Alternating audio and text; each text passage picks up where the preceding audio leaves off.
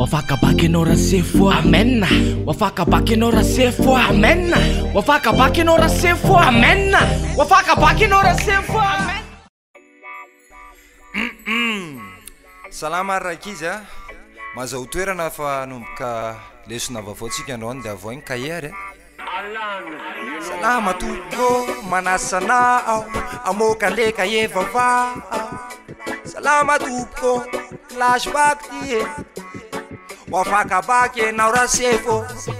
ty lesony ty mety ho tadity moramora satria maro mifandraisany amin'ny fiainany tanora ianareo azo lesona raha misetsy olany rora de ny mondialisation na koa ny fanatotoloana processus d'ouverture de toutes les économies dans le monde matadidian'izany angambana classe de seconde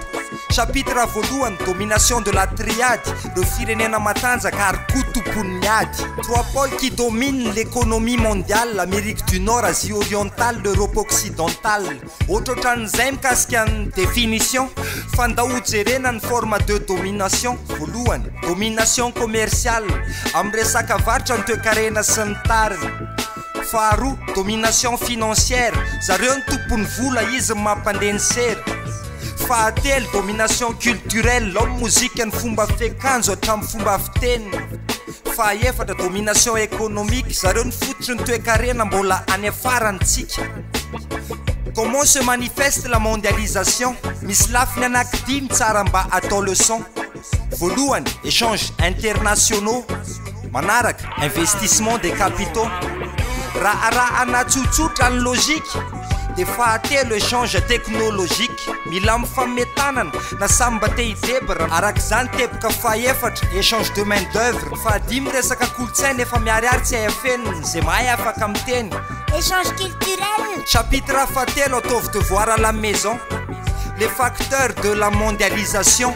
voalohany amin'izany libération des échanges faharoa progrès de la télécommunication fahatelo révolution des transports farany kosa délocalisation des activités. La mondialisation qui sont les acteurs mila mandalina tsara fa tsy faliny anao par cœur santatra an'izany négociation commerciale institution financière FMI banque mondiale les grandes firmes internationales ary farany organisation économique régionale hitatsika amin'izany ary fa be da be reo mpisehatra miserasera mifanampy mifaninana mifanehatra maro anefa ny conséquence de la mondialisation vokany tsara vokadratsiny satria misy domination mengeza foana nelanelana entre ny sud sy ny nord isy midomina ny nord no zany tataka ny score rava ny kolotsaina sud tonga de destruction on acculturation sy ny déculturation diso mahazo tombony tany manakarena very reo tany mahanitra mitolona manatena fa misy vokany tsara azo alay tahaka ohatra ny fitombony ta any fanondranana vokatra augmentation de l'exportation source de revenus pour le pays et la nation vokany ray farany efa mehita eto amintsika de ny resaka progrès technologique na izanaiza misy atsika na aty na ary Facebook internet appelle la technologie ka mafakafakao enaro de tatarao zarao aminamanao amizay morata didinao misaotra tompoko misaotra anao tsika mianadesona milalao ataovy re tompoko ny devoir anao mampahazo baky io fa ho hitanao ka veloma tompoko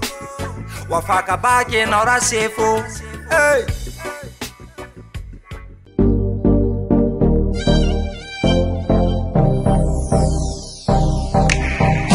misaotranao ramse fanitondra fahalalana be deabe wafakabaky enao rasefo fa te hisaotrany reto aza laharana voalohany kopela telma mety tsara koa miaraka amin'ny star kopindrifa eo koa ny BNI defa mandamma miaraka amin'ny scamma misaotra toko